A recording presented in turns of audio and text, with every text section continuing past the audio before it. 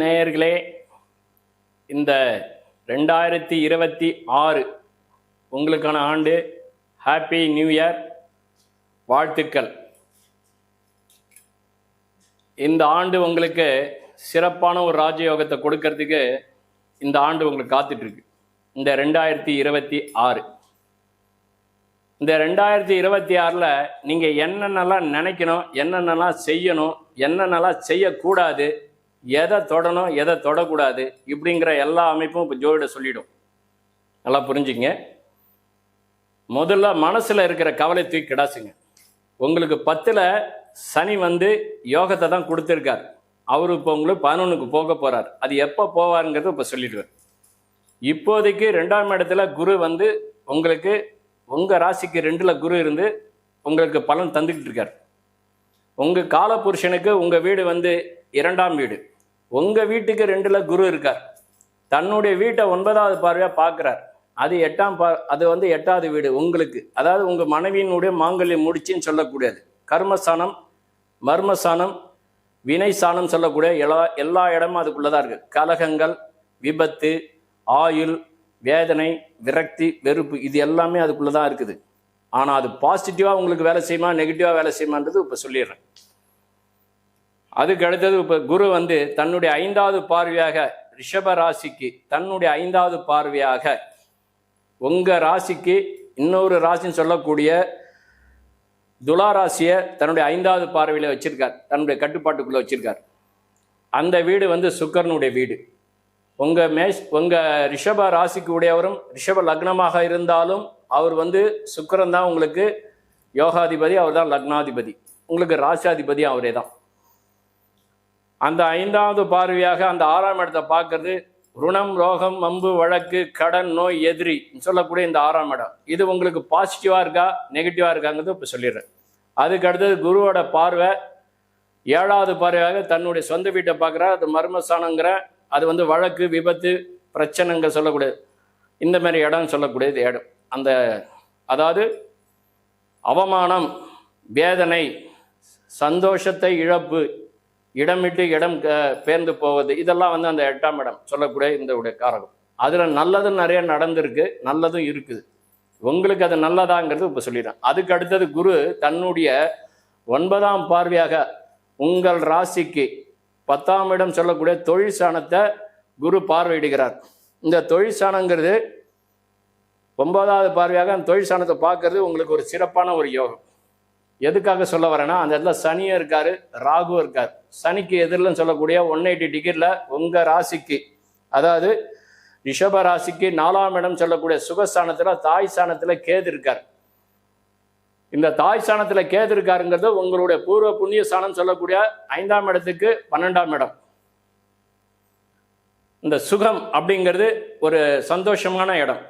இந்த சுகம்ங்கிறது உங்களுடைய படிப்பு சார்ந்த விஷயங்கள், சொத்து சார்ந்த விஷயங்கள், வண்டி வாகனங்கள், நீங்கள் என்ன மாதிரியான தொழிலை டிசைட் பண்ணி முடிவு எடுப்பீங்கிறது கல்விங்கிற ஒரு தகுதியை முடிச்சாதான் உங்களுக்கு அதை சிந்திச்சு 10ஆம் இடம் சொல்லக்கூடிய தொழில் ஸ்தானத்துக்கு அதை அனுப்பும். ஏன்னா 4க்கு 7ஆம் இடங்கிறது 10வது இடம். அந்த இடத்துல தான் சனி இருக்கார். உங்கள் லக்னமாக இருந்தாலும் உங்கள் ராசியாக இருந்தாலும் அவர் தர்ம கர்மாதிபதி. முதல்ல புரிஞ்சுங்க. 9, 10 கூடியவர் சனி ஒருவரே யோகாதிபதி, அவர் ராஜ யோகாதிபதி. அது ரிஷப ராசியாக இருந்தாலும் ரிஷப லக்னமாக இருந்தாலும் அந்த கர்மாவுடைய விதி அவங்க அனுபவிக்கணும். அப்போ அந்த தொழிலை கொடுக்கறது சனி தான்.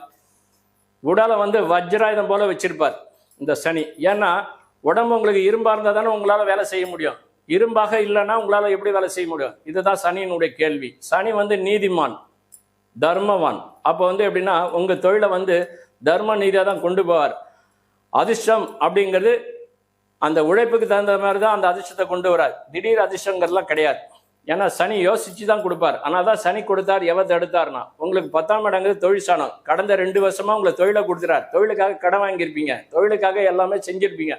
தொழிலிருந்து லாபத்தை கையில் கொடுத்துருக்காது.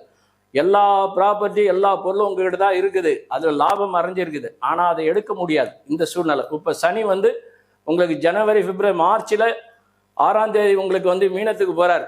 சனி மீனத்துக்கு போகும்போது அது உங்கள் ராசிக்கு 11ஆம் இடம் லாபஸ்தானம். லாபம்ங்கிறது சாதாரண ஒரு விஷயம் இல்லை. வாழ்க்கையிலேயே லாபம்னு இல்லாமல் எந்த ஒரு தொழிலும் செய்ய முடியாது. அப்போ அந்த லாபஸ்தானத்தில் போய் அந்த சனி உட்காருதுங்கிறது சிறப்பான ஒரு யோகம். அதுவும் தர்ம கர்மாதிபதியே போய் உட்காருன்னா சாதாரண விஷயமா? பொருளாதார நிபுணரே அவர் தான். அதுக்கு தான் சனி கொடுத்தார், எவ தடுத்தார்னா கொடுப்பதும் அவரே, தடுப்பதும் அவரே. உங்களுக்கு இந்த ஆண்டு கொடுக்க போகிற ராஜயோகமே பெரிய ஒரு மரியாதை சார். இது வரைக்கும் உங்ககிட்ட பேசிட்டு ஒதுங்கியிருப்பாங்க, அவங்க கூட உங்களை வந்து வாழ்த்துற மாதிரி ஒரு சூழ்நிலை உருவாகும். ஒதுங்கி இருந்தவர்களாம் இப்போ வருவாங்க, நல்லதாக செய்வாங்க. யாரும் உங்களுக்கு இப்போதைக்கு ஆப்போசிட்டு கிடையாது. 11ஆம் இடங்கிறது மூத்த சகோதரம். அண்ணனுக்குள்ள கருத்து வேறுபாடு இருந்தால் கூட அந்த கருத்து வேறுபாடு கலைஞ்சிரும். அண்ணன் இணக்கமாக உங்களுக்காக இறங்கி வருவார்.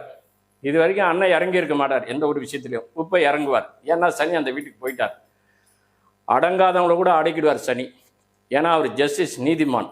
அவருடைய அமைப்பு உங்களுக்கு நல்லா இருக்கிறதுனால தொழிலை நல்லா கொடுப்பாரு, உடம்பை வஜ்ராதம் போல் ஆக்குவார். ஏற்கனவே இருந்த பிணி கிணி எதாவது இருந்தால் கூட ஓடிடும். சனி நல்ல அமைப்பில் தான் இருக்கார். 3வது பார்வையாக உங்கள் ராசியும் பார்க்குறாரு.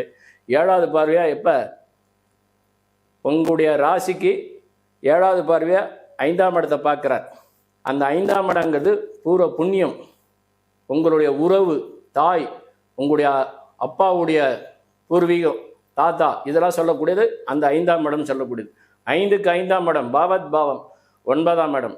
அந்த 9ங்கிறது அதுக்கு அதிபதி யாருன்னா சனி. அவரே 10க்கு அதிபதி ஆகிறார். இப்போ குரு வந்து உங்கள் ராசிக்கு இப்போதைக்கு பார்த்துட்டு இருக்கார். எங்கே பார்த்துட்டு இருக்காருன்னா அஷ்டமஸ்தானத்தை பார்த்துட்டு இருக்கார், 8ஆம் இடத்தை. நோ எதிரின்னு சொன்ன பார்த்தீங்களா 6க்கு, இது 8ஆம் இடங்கிறது உங்களுக்கு மர்மமான இடத்துலேருந்து சில தவறான நடந்தது பார்த்தீங்களா. இந்த வழக்கில் தேவையில்லாமல் ஜோடிச்சிருப்பாங்க. ஒரு சில பேருக்கு வழக்குகளை கொண்டு போய் சிக்க வச்சுருப்பாங்க. இது எல்லாத்தையும் கலையும். வழக்குகள்லேருந்து விடுபடும். வழக்குகளை பற்றி நீங்கள் கவலையே பட வேண்டாம். வழக்குகள்லேருந்து நிம்மதி கிடைக்கும், சந்தோஷம் கிடைக்கும். இப்போதைக்கு மனதைரியம் கூடும் ஒன்று. அதுக்கு அடுத்தது கவலை வேண்டாம் ஒன்று. அவமானம்லாம் எதெல்லாம் அவமானம் வரும்னு நீங்கள் நினச்சிங்களோ அந்த அவமானம் பூரா எதிரிக்கு போய் சேரும், உங்களுக்கு கிடையாது. உங்களுக்கு நிம்மதியாக இருக்கும். ஏன்னா சனி வந்து உங்களுக்கு இப்போதைக்கு ஜனவரிக்கு மேலே மார்ச்சில் இருந்து உங்களுக்கு 11ஆம் இடம் போயிட்டனால உங்களுக்கு ராஜயோகத்தை கொடுப்பார், லாபத்தை கொடுப்பார். ஒரு லாபத்துக்கு பல 3 விதமான லாபங்கள் வரும், சந்தோஷங்கள் வரும், பொருளாதாரம் உயரும், மனைவி கணவனுடைய இணக்கம் நல்லா இருக்கும், பொருளாதாரத்தை படைக்கும். தங்க நகை வாங்கிறது, பேங்க்கில் போய் நீங்கள் கடன் வாங்கினா கூட உங்களுக்கு கூட்டு கொடுப்பான். இதுக்கு முன்னால் கடன் கேட்டால் கூட யோசித்து கொடுத்துருப்பாங்க. இப்போ நான் வீடு கட்டுவீங்க, இடம் வாங்குவீங்க, வண்டி வாகனங்கள் இருக்குது. வண்டி வாகனங்களால் ஒரு சந்தோஷம் இருக்கும். பழைய வண்டி கொடுத்துட்டு புது வண்டி வாங்குவீங்க. படிக்கிற மாணவர்கள் நல்லா படிப்பாங்க, ஃபாரின் போய் படிக்கலாம் இருக்காங்க. ஆக்ஸ்போர்ட் யூனிவர்சிட்டி, ஆவேடு, இந்த காலேஜெல்லாம் போய் அவங்க இஷ்டத்துக்கு சேர்ந்து படிக்கணும், நல்லா படிக்கணும் அப்படின்றவங்க ஃபாரின் படிப்பாங்க. ஃபாரினில் போய் பொருள் ஈட்டுவாங்க. எல்லாம் நல்லா இருக்குது. ரிஷபராசி நேயர்களுக்கு இந்த ஆண்டு சிறப்பான ஒரு ராஜயோகம். 2026 ஆண்டு உங்களுக்கானது. பயம் தேவையில்லை, பொருளாதாரத்தில் உயரும், எல்லாம் நல்லாயிருக்கும். நமசிவாய வாழ்த்துக்கள்.